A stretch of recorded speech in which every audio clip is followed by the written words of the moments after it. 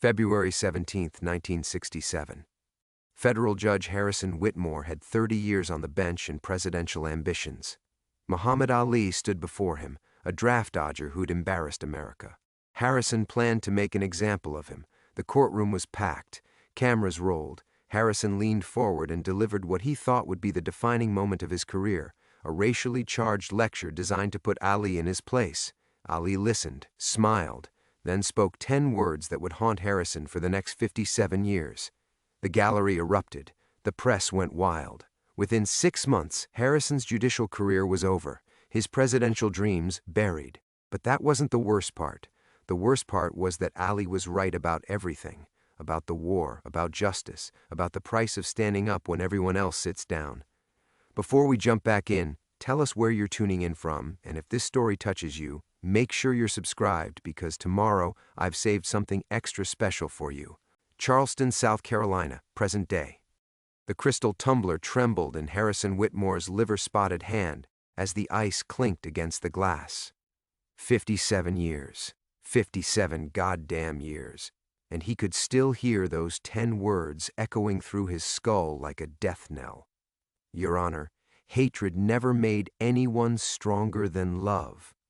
The grandfather clock in the corner of his study chimed 11, its brass pendulum catching the amber light from his desk lamp. Outside, Spanish moss swayed in the February wind, casting dancing shadows across the mahogany-paneled walls lined with law books he hadn't touched in decades. Most judges retired to golf courses and grandchildren's birthday parties. Harrison retired to this mausoleum of a mansion, nursing bourbon and regret in equal measure. The leather chair groaned under his weight as he shifted, reaching for the remote. The evening news flickered on, and there it was again. Another story about Ali's legacy, some documentary about courage and conviction. Harrison's finger hovered over the power button, but he couldn't look away. The footage was grainy, black and white, but he recognized the courtroom instantly. His courtroom. The camera panned across the gallery. Reporters scribbling furiously, civil rights leaders holding their breath, ordinary citizens witnessing what they thought would be justice served. Then the shot lingered on the bench, on him. God, he'd been so arrogant, so certain. The presidential nomination was practically his. Senator Morrison had all but promised it. One more high-profile case, one moment of judicial authority that would play well with the base, and Harrison Whitmore would be on his way to Washington. Maybe even the White House eventually. He'd prepared his remarks for weeks, every syllable crafted to cut, every pause calculated for maximum effect. When Ali stood before him that February morning, Harrison saw opportunity wrapped in defiance. This was his moment to demonstrate strength, to show America what happened to those who spat on the flag and ran from duty. The bourbon burned his throat as he remembered leaning forward, clearing his throat for what he believed would be his finest moment. The courtroom fell silent, cameras focused. History held its breath. Mr. Clay, he'd begun, deliberately using Ali's birth name. You stand before this court not just as a man who has violated the Selective Service Act, but as someone who has forgotten what it means to be an American. While brave young men, real Americans, are dying in the jungles of Vietnam, you hide behind a so-called religion and fancy yourself too important for the duty that every citizen owes his country. The words had felt powerful then, righteous even. The gallery shifted uncomfortably, but Harrison pressed on, his voice rising with each calculated insult. You speak of conscience, but I see only cowardice. You claim faith, but I witness only the kind of convenient conversion that allows a man to abandon his obligations while wrapping himself in the cloak of martyrdom. Perhaps you believe your celebrity grants you privileges that ordinary Americans don't enjoy. Perhaps you think your theatrical displays of religious fervor will convince this court that your draft evasion stems from principle rather than fear. Harrison had paused then, savoring what he believed was his triumph. The silence stretched taut as piano wire. Ali had listened without flinching, his hands clasped behind his back, his expression calm as still water. And then Ali had spoken, not shouted, not argued. Simply spoke those 10 words with such quiet dignity that they landed like thunder in the hushed courtroom. Your Honor, hatred never made anyone stronger than love. The effect was immediate and devastating. The gallery erupted, some in applause, others in outrage. Reporters stampeded for phones. But Harrison barely noticed the chaos because he was staring into Allie's eyes and seeing something that turned his blood to ice water. Pity, not anger, not fear. Pity, for him. The story was front-page news by evening. Judge's racist rant backfires screamed the headlines.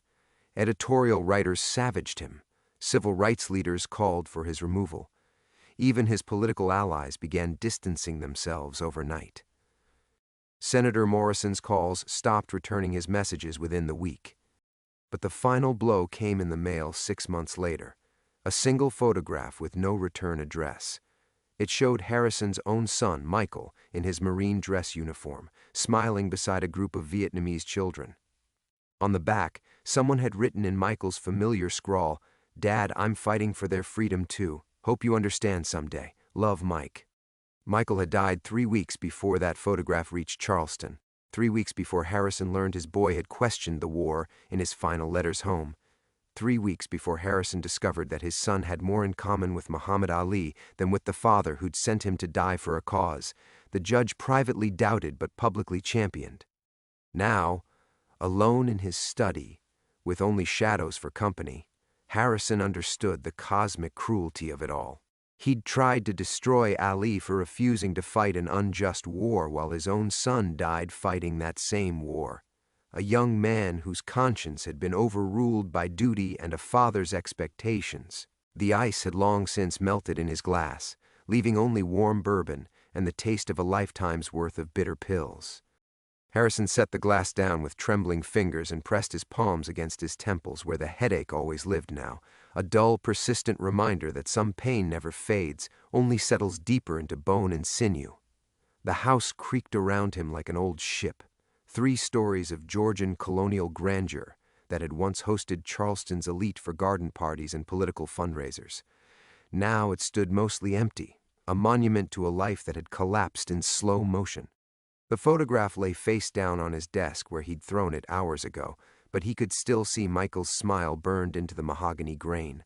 22 years old. God, his boy had been so young, so eager to prove himself worthy of the Whitmore name.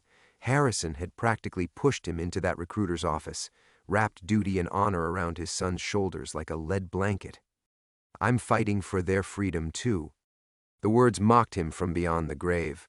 While Harrison had been grandstanding in federal court, railing against draft dodgers and cowards, his own son was discovering humanity in a rice paddy 10,000 miles away.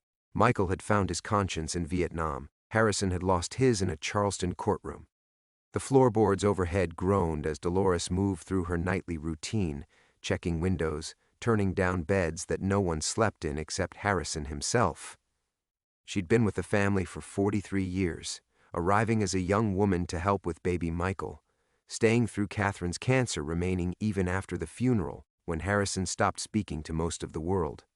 Dolores Jeffries was 71 now, her arthritis making the stairs a daily challenge, but she refused to retire. "You can't take care of this place alone, Judge," she'd say whenever he brought it up, "and I got nowhere else to be." The truth was simpler and more painful. She was all he had left. The last person on earth who remembered when this house held laughter instead of ghosts, when Harrison Whitmore was a father and husband instead of a cautionary tale about the price of pride. His study had become his world, these 4 walls lined with leather-bound legal volumes that might as well have been decorative props. The law had abandoned him as thoroughly as he'd abandoned his principles. After the alley disaster, he'd finished his term in quiet disgrace, ruling on parking violations and property disputes, while his colleagues whispered in courthouse corridors about the judge who destroyed himself trying to destroy a boxer.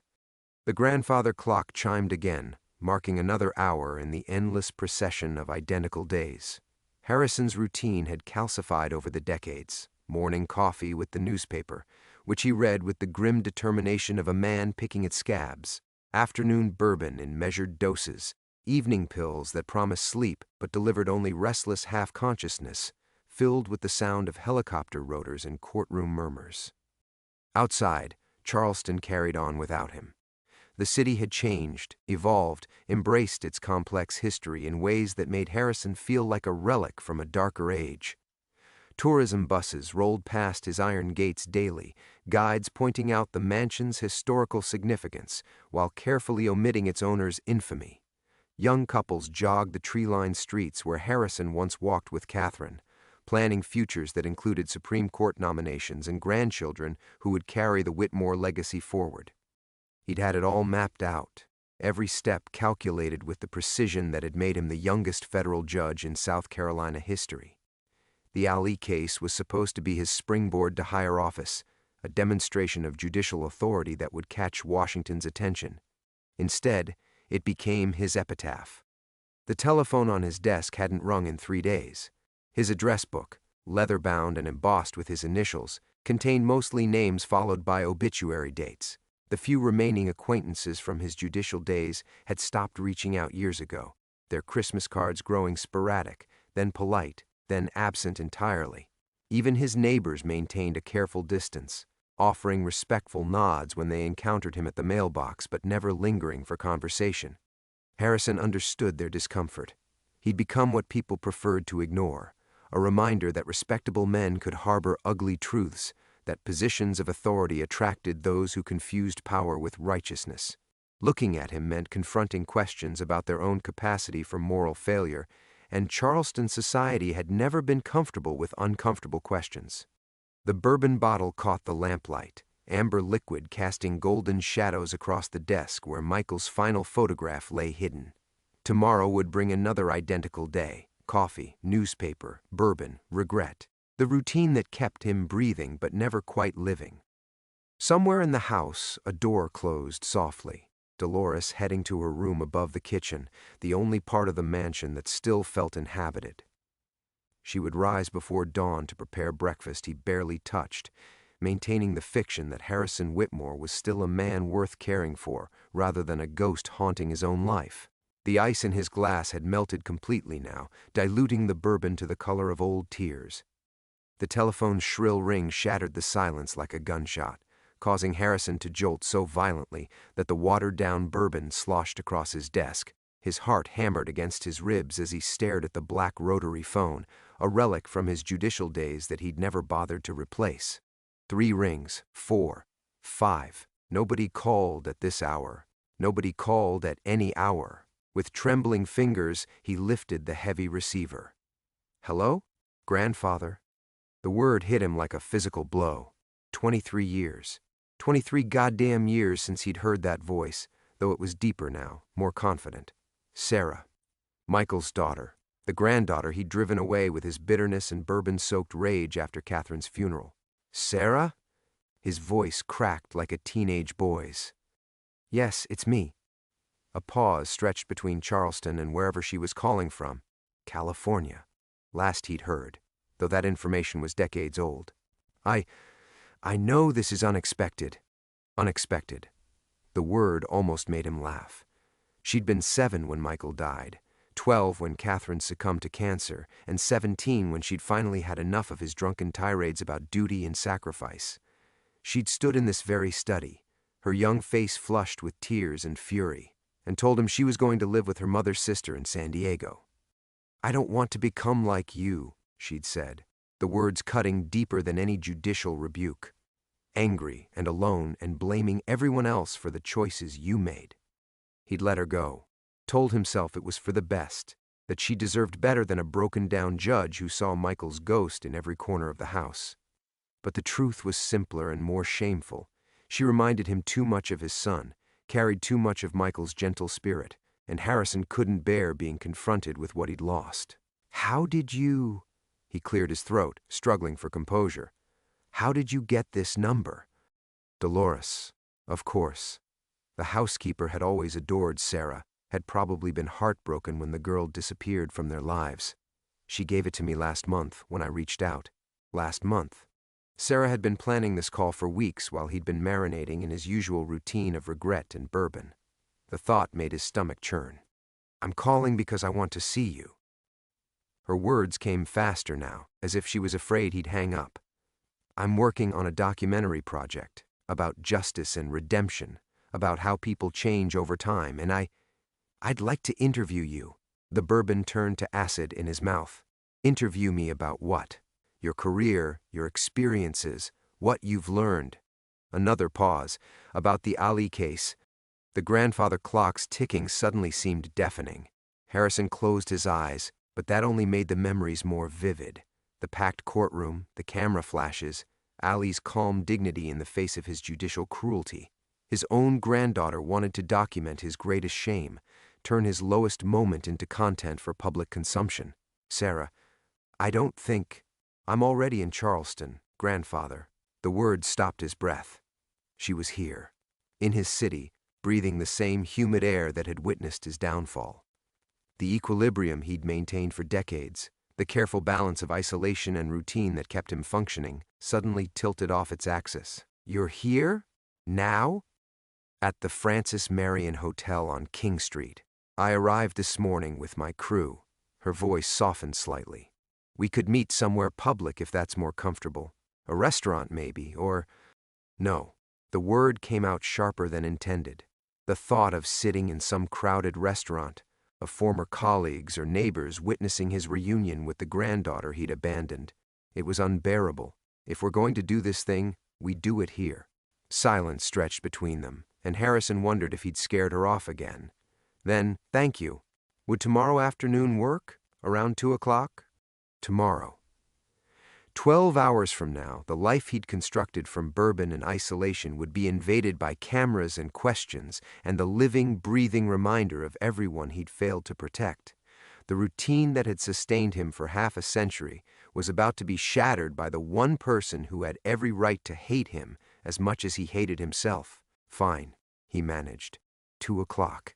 Grandfather? Her voice was smaller now, younger. I'm glad you said yes. I've missed you. The line went dead before he could respond, leaving Harrison alone with the dial tone's accusatory hum. He set the receiver down with shaking hands and stared at the bourbon stains spreading across his desk, seeping toward the hidden photograph of Michael. Everything was about to change. The careful walls he'd built around his shame were about to come crashing down, and he had less than a day to prepare for the reckoning he'd spent 50 years avoiding. Harrison stared at the phone for a full minute after the line went dead, his mind reeling like a broken compass. Sarah was here, in Charleston. The granddaughter he'd driven away with his toxic grief was sleeping less than 3 miles from this house, and tomorrow she would arrive with cameras and questions that would tear open wounds he'd spent decades learning to ignore. He lurched to his feet, the sudden movement sending fresh bourbon cascading across Michael's hidden photograph. The alcohol soaked through the paper, warping his son's smile into something grotesque. Harrison grabbed for the picture, but the damage was already done. The image blurring like tears, like time, like everything he'd tried to preserve in this mausoleum of a house. Dolores! His voice cracked as he called up the stairs. Dolores, get down here. Silence. Then the slow shuffle of arthritic feet, bedroom slippers whispering against hardwood. She appeared in the doorway wearing her pink robe and the long-suffering expression of someone accustomed to late-night crises. What's wrong, Judge? You gave her my number. It wasn't a question. Dolores's face confirmed what he already knew. She'd been conspiring behind his back, reaching across decades of silence to bring Sarah home. How could you do that to me? Because somebody needed to. Her voice carried the authority of 4 decades spent watching him destroy himself. That girl's been gone 23 years, and you act like it was her choice. It was her choice. She left. I didn't make her. You were drunk at her grandmother's funeral. The words landed like slaps. Drunk and ranting about duty and sacrifice while that child stood beside Catherine's grave crying for someone to hold her. She didn't leave, Judge. You pushed her away. The memory surfaced unbidden. Catherine's graveside service, the minister's hollow platitudes about God's plan, and Harrison's bourbon-fueled speech about how Catherine would have been proud to see her son die for his country. Sarah had looked at him with such horror, such disgust, that he'd known even then he was crossing a line that couldn't be uncrossed. That's not... He stopped. It was exactly how it had happened. She wants to interview me about Ali. Dolores studied his face with the shrewd eyes of someone who'd watched him lie to himself for half a century. Good. Maybe it's time somebody did. Time for what? To humiliate me on camera? To drag out every shameful moment for public consumption? His voice rose, the careful control he maintained cracking like old paint. She wants to make a documentary about my worst failure. Your worst failure wasn't that courtroom, Dolores said quietly. Your worst failure was letting that little girl grow up thinking her grandfather didn't love her. The accusation hung between them like smoke. Harrison wanted to protest, to explain how seeing Sarah had been like looking at Michael's ghost, how her presence in the house had made Catherine's absence unbearable. Instead, he turned away and reached for the bourbon bottle. Dolores's hand intercepted his, her dark fingers wrapping around his wrist with surprising strength. No, not tonight. You got 12 hours to figure out how to face that girl, and you ain't doing it drunk. Don't tell me what to do in my own house. This ain't your house anymore, Judge. It's your prison. And tomorrow somebody's coming to offer you a key. She released his wrist but didn't step back. Question is whether you're brave enough to use it. She left him standing in the ruins of his evening routine, surrounded by legal volumes that mocked his pretensions to wisdom. Through the tall windows, Charleston slept peacefully under Spanish moss and moonlight, but Harrison felt like the city was watching him, waiting to see if he would finally pay for his sins. He tried to imagine facing Sarah's cameras, explaining the inexplicable, how grief had curdled into racism, how personal loss had transformed into public cruelty. The prospect made his skin crawl. Better to call her in the morning, cancel the whole thing, preserve what little dignity remained. But then he thought about Dolores's words. Your worst failure was letting that little girl grow up thinking her grandfather didn't love her. He moved through the house like a sleepwalker, turning off lights, checking locks, following the nighttime ritual that had sustained him through thousands of identical evenings. But everything felt different now, charged with possibility and dread. The grandfather clock's chimes marked time moving forward instead of simply passing, each hour bringing him closer to a reckoning he'd spent half a century avoiding. In his bedroom, Harrison sat on the edge of the bed where Catherine had died, where he'd held her hand and promised to take better care of Sarah, to be the grandfather the girl deserved. Another broken promise in a life full of them. Tomorrow, the cameras would roll and the questions would come, and Harrison would have to choose between the safety of silence and the terrifying possibility of redemption. Outside, Charleston dreamed on, but sleep would not come for the judge who'd forgotten how to forgive himself. Sleep never came. Harrison lay rigid in the darkness, staring at shadows that shifted like courtroom spectators, listening to the house settle around secrets too heavy for its old bones. Every creak of timber sounded like footsteps. Michael coming home from basic training, Catherine checking on Sarah after nightmares, the ghosts of a family he'd poisoned with his rage. At 4:17 a.m. he abandoned the pretense and shuffled to his study. The bourbon stain had dried on his desk, leaving a dark ring around the warped photograph of Michael. His son's face was barely recognizable now, features blurred beyond recognition, another thing Harrison had destroyed through carelessness and drink. He pulled open the desk's bottom drawer, the one he never opened anymore, and withdrew a manila folder thick with yellowed documents. Michael's letters from Vietnam. Harrison had read them obsessively after the funeral, searching for some sign that his son had died believing in the cause Harrison had forced down his throat. Instead, he'd found doubt, anguish, and worst of all, compassion. The villagers here don't look like enemies, Dad. They look scared, the kids especially. There's this little girl, maybe 8 years old, who watches us from her doorway every morning. She has the biggest eyes, like she's trying to understand why we're here. Sometimes I can't either. Harrison's hands shook as he read Michael's careful handwriting.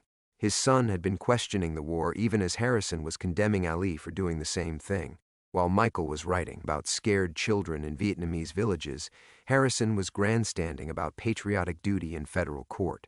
I keep thinking about what you said, about fighting for freedom. But whose freedom are we fighting for exactly? These people just want to farm their rice and raise their children. I'm starting to think we're the ones who don't belong here. The letter was dated 3 weeks before Michael died. 3 weeks before a roadside bomb ended the life of a young man who discovered conscience in a jungle while his father was losing his soul in a courthouse. Harrison forced himself to keep reading, each word a fresh wound. Michael had written about the other soldiers, about their fears and doubts, about how they'd stopped talking about glory and started talking about just making it home alive. He'd written about Vietnamese families fleeing bombed villages, about American boys crying for their mothers in field hospitals, about the growing certainty that nothing they were doing would matter in the end. I dream about Charleston sometimes, about walking those old streets with my own kids someday, showing them the places where you and Mom fell in love. But I also dream about that little girl in the doorway. What happens to her when we leave? What happens to all of them? The final letter was different, shorter, written in the hasty scrawl of someone who sensed time running out.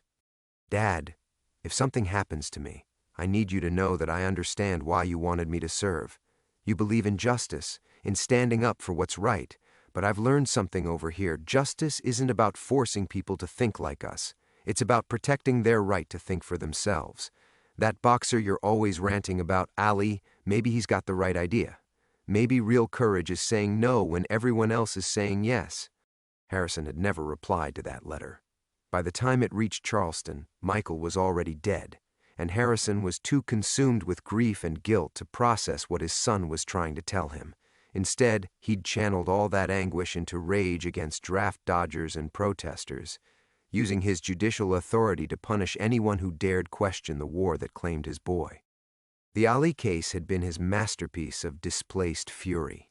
Here was a man who'd refused to serve, who'd stood up for principles while Michael lay bleeding in a Vietnamese ditch.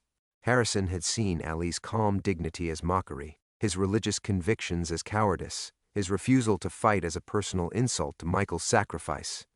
But now, reading Michael's words in the gray dawn light, Harrison understood the terrible irony. His son had died believing what Ali preached. Michael had found his own form of conscientious objection in that jungle, had developed the same moral clarity that Harrison had tried to destroy in his courtroom. The grandfather clock chimed 5 times, each note echoing through the empty house like a funeral bell. In 9 hours, Sarah would arrive with her cameras and questions. She would want to know about justice and redemption, about how people change over time. How could he explain that he'd spent 50 years running from the truth his own son had discovered before dying? Harrison folded the letters carefully, his fingers lingering on Michael's signature. Strong, confident strokes that belonged to a young man who'd found courage in the strangest places. Outside his window, Charleston was waking up, early commuters beginning their daily routines, living their lives while Harrison remained trapped in 1967. The secret that had poisoned 5 decades of his life was simple and devastating. He hadn't just been wrong about Ali, he'd been wrong about everything, and Michael had known it. Harrison sat frozen at his desk as the full weight of revelation crashed over him like a tidal wave. The letters trembled in his arthritic hands, Michael's final words burning into his consciousness with surgical precision. Maybe real courage is saying no when everyone else is saying yes. His son hadn't just questioned the war. He'd questioned everything Harrison stood for. Every patriotic platitude, every lecture about duty and sacrifice, every reason Harrison had given for why good men must fight. Michael had seen through it all and found his grandfather's truth wanting. But there was something else. Something that made Harrison's blood turn to ice water in his veins. He fumbled through the letters again, searching for the date on Michael's final correspondence. March 15, 1967. The same week Harrison had received the Ali case assignment. The same week he'd stood in his study, bourbon in hand, ranting to Catherine about teaching that draft-dodging coward a lesson about American values. "I'll show him what real sacrifice looks like," Harrison had declared, waving his glass toward Michael's portrait on the mantel. "While our boy bleeds for his country, this Ali character preaches about conscience and gets rich off his cowardice." Catherine had tried to calm him, suggested he recuse himself from the case. "Harrison, you're too close to this. Your judgment—" "My judgment is exactly what this case needs," he'd snapped. "Someone who understands what's at stake." But now, staring at his son's handwriting, Harrison realized the crushing truth. Michael's letter questioning the war had been sitting in his desk drawer the entire time he was persecuting Ali for the same doubts. His son had reached the same moral conclusions that Harrison was condemning as treason, and Harrison had been too blind with grief to see it. Worse, God help him, so much worse, Harrison remembered something else from that week. A phone call. Brief, crackling with static from halfway around the world. Michael's voice, distant and urgent. "Dad, I got your letter about that boxing case. I need to tell you something." "Not now, son. I'm preparing for court. This alley business requires my full attention." "Dad, please, it's important. About the war, about what we're doing here." "Michael, I don't have time for doubts and philosophy. There are men depending on—" The line had gone dead. Poor connection, Harrison had assumed.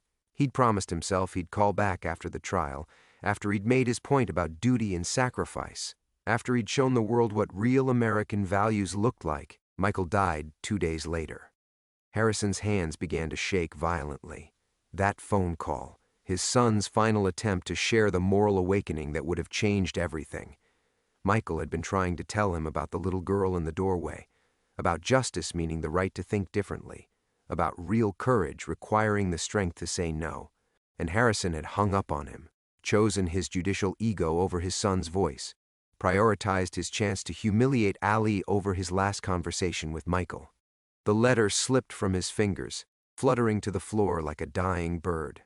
Harrison stared at his reflection in the black window, seeing not the distinguished federal judge he'd pretended to be, but a man who'd sacrificed his son's final words for the chance to destroy another man's conscience.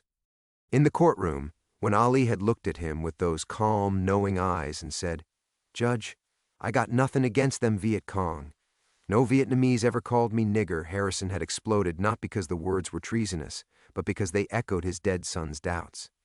Ali's quiet dignity had been a mirror reflecting Michael's final wisdom, wisdom Harrison had been too arrogant to hear. "You will show respect for this court and the flag it serves," Harrison had roared, his gavel cracking like a gunshot. "Men are dying for your right to stand there and spout your cowardly philosophy." But Ali hadn't flinched, had simply stood straighter and replied with devastating calm, "Including your son, Your Honor?" The packed courtroom had gone silent. Harrison had felt every eye upon him, every camera lens capturing his naked rage, but in that moment he'd seen only Michael's face, patient, questioning, disappointed. Ali had somehow known what Harrison couldn't admit, that his cruelty came not from patriotism but from grief, not from justice but from the guilt of a father who'd ignored his son's final plea for understanding. "How dare you?" Harrison had whispered, his voice carrying in the absolute silence. "I dare because someone has to speak for conscience, Judge, even when it costs everything. Especially when it costs everything."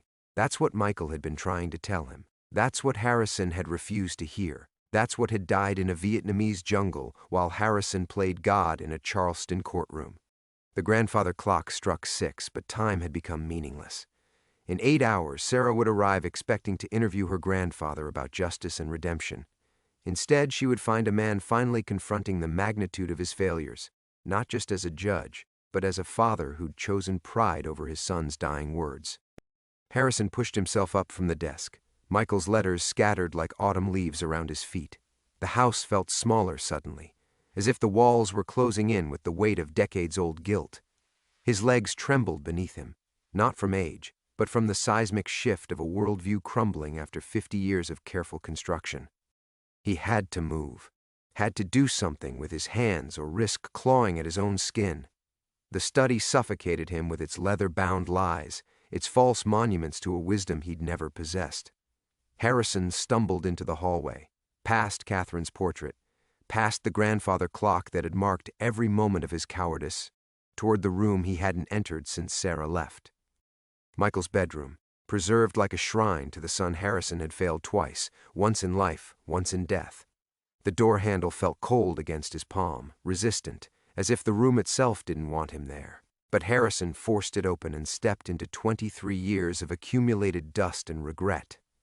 Everything remained exactly as Michael had left it before shipping out. Navy recruitment posters on the walls, "Uncle Sam wants you," that now seemed to mock Harrison's memory. The single bed, still made with military precision.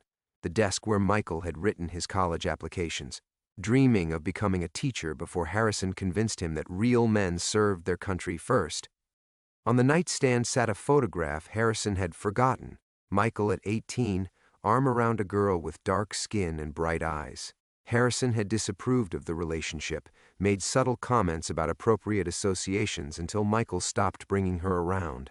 Another cruelty. Another way Harrison had poisoned his son's happiness with his own prejudices. The irony was sharp enough to draw blood. He'd destroyed his son's relationship with a black girl, then spent his judicial career punishing black men for having the moral courage Michael had died discovering. The racism that had infected his courtroom had started here, in this very house, with his quiet disapproval and coded language that taught Michael to hide his heart. Harrison sank onto the bed, springs creaking under the weight of a broken old man. In 6 hours, Sarah would walk through the front door with her cameras and her questions about justice.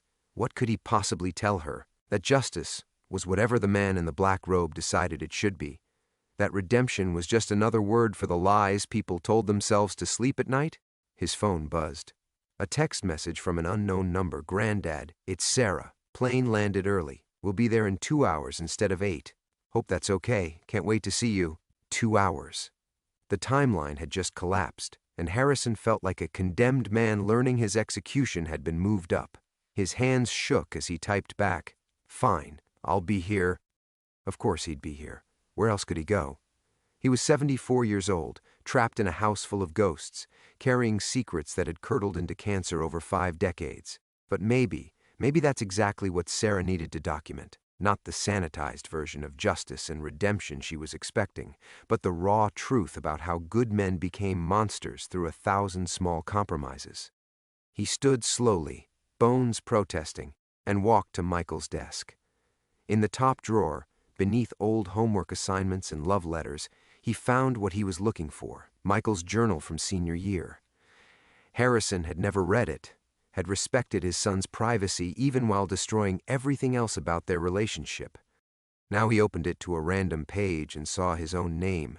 "Dad doesn't understand that loving your country sometimes means questioning it.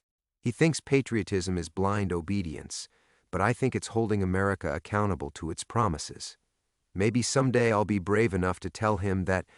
Harrison closed the journal, unable to read more.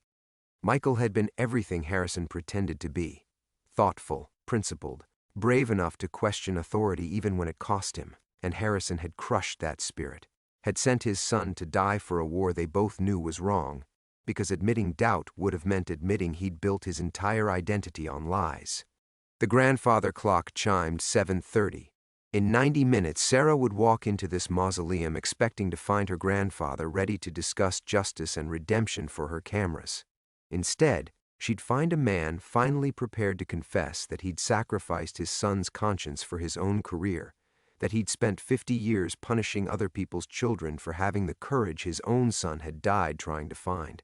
Harrison looked around Michael's room one final time, memorizing details he'd ignored for decades. Then he turned off the light and closed the door, leaving his son's ghost to its eternal rest. In 2 hours, the reckoning would begin, and for the first time in 50 years, Judge Harrison Whitmore was ready to tell the truth. Harrison descended the stairs with the careful precision of a man walking to his own execution. Each step echoed in the hollow mansion, marking time until Sarah's arrival. The grandfather clock showed 8:15, 45 minutes until his granddaughter knocked on the door with her cameras and her faith in redemption. He moved through the house like a ghost revisiting scenes of ancient crimes. The living room where he'd lectured Michael about duty while his son's doubts festered in silence.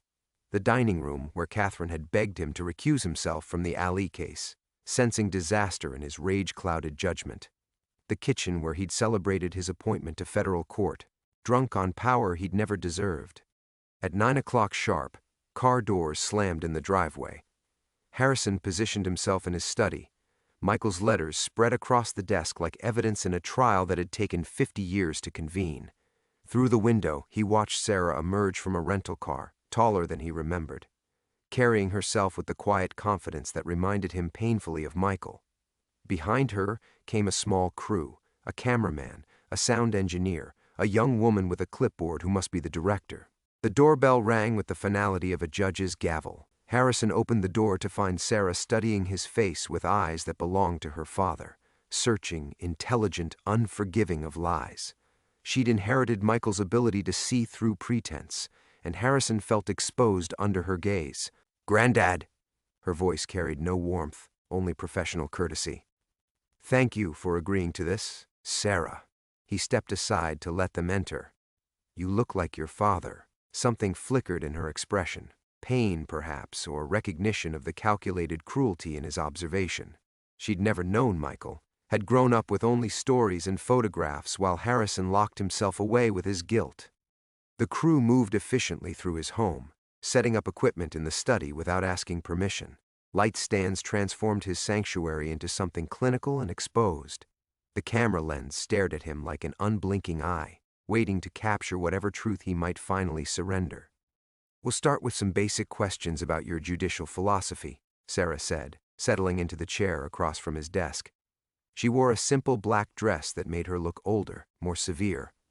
Then move into the specific cases that defined your career. Harrison nodded, his throat suddenly dry. On the desk between them, Michael's letters lay in plain sight, and he saw Sarah's gaze linger on the familiar handwriting. Her composure cracked slightly, just enough to reveal the daughter beneath the documentary filmmaker. Are those your father's letters from Vietnam? Harrison's voice came out as a whisper. I thought you should see them. The crew finished their setup. Camera rolling, lights blazing, Sarah transformed into her professional persona. But Harrison could see the questions building behind her eyes, the recognition that this interview had already veered far from her planned trajectory. Let's begin, she said. Judge Harrison Whitmore, you presided over some of the most controversial cases of the civil rights era. How do you reflect on that legacy today? This was his moment. The carefully rehearsed deflections sat ready on his tongue. Judicial restraint, following the law, difficult decisions in turbulent times. All the comfortable lies that had sustained him for decades. Instead, Harrison reached for Michael's final letter. Before I answer that, he said, his voice gaining strength, I need to tell you about this phone call I received in March of 1967, from your father. He was trying to tell me something important, and I hung up on him because I was too arrogant to listen. Sarah's professional mask slipped entirely. What are you talking about? Harrison lifted the letter with trembling hands. He died 2 days later, and I spent the next 50 years punishing other people for having the courage he'd found in a Vietnamese jungle. Courage I was too blind to see. The camera kept rolling, capturing every word, every crack in the facade Harrison had maintained for half a century. He could see the crew exchanging glances, recognizing that they'd stumbled into something far more devastating than a simple judicial retrospective. The Muhammad Ali case, Harrison continued, his voice growing stronger with each confession. I didn't preside over it as a judge. I crucified that man as a father who couldn't bear to admit his son had been right about everything. Sarah leaned forward, her reporter's instincts warring with her personal pain. Granddad, what are you saying?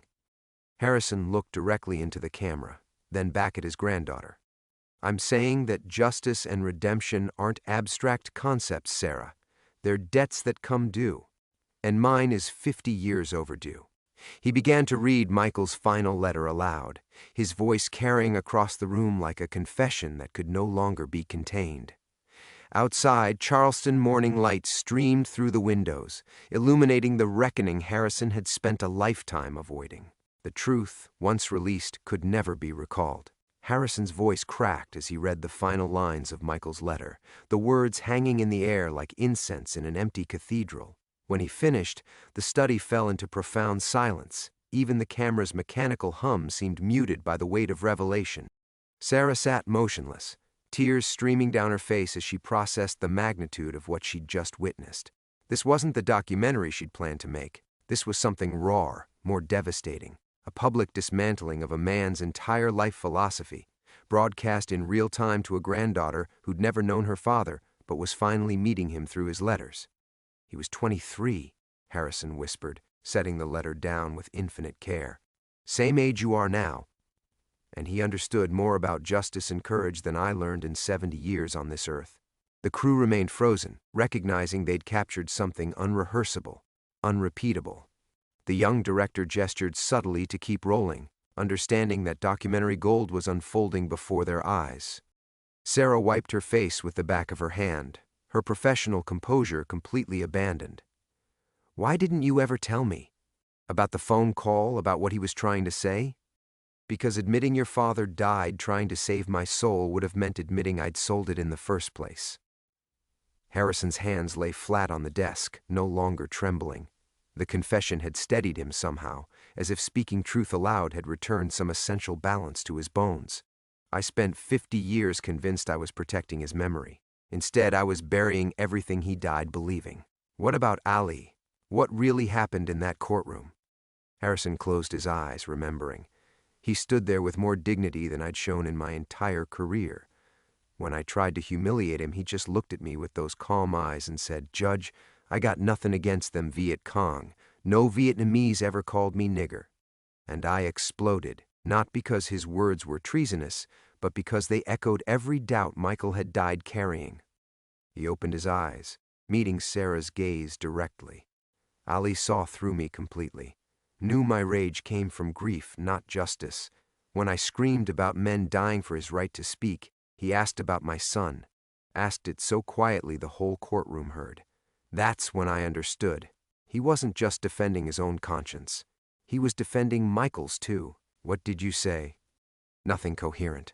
I ranted about respect and patriotism, while Ali stood there like a man at peace with himself. The press destroyed me within hours, called it judicial misconduct, racist intimidation.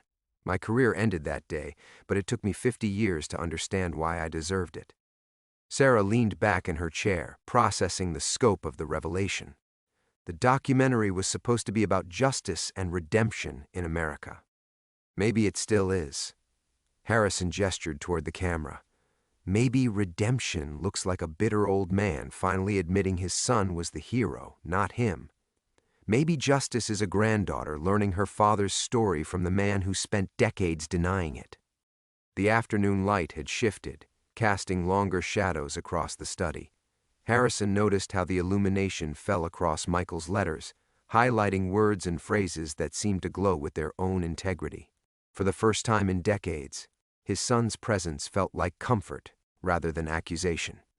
"I can't give you back the grandfather you deserved," Harrison said softly. "Can't return the years I spent hiding from this truth. But I can tell you that Michael Whitmore was everything I pretended to be. Brave enough to question authority, honest enough to change his mind, strong enough to die for his principles." Sarah reached across the desk and picked up one of Michael's letters, holding it like a sacred text. "Will you help me understand him? Not for the documentary, for me?" Harrison nodded, feeling something shift in his chest, a loosening of the knot he'd carried for 50 years. "I'd like that. I'd like to finally listen to what he was trying to tell me." As the crew began packing their equipment, Sarah remained seated, reading her father's words by the fading Charleston light. Harrison watched her discover Michael through his letters, seeing recognition bloom in her features as she found echoes of herself in his moral courage. "Granddad?" she said without looking up. "Thank you for telling the truth." Harrison stood slowly, his bones no longer aching with the weight of secrets. The house felt different now, less like a mausoleum and more like a place where healing might be possible. Outside, the sun was setting over Charleston, painting the sky in shades of forgiveness. "No," he said quietly. "Thank you for giving me the chance." For the first time in 50 years, Judge Harrison Whitmore felt ready to learn what justice actually meant.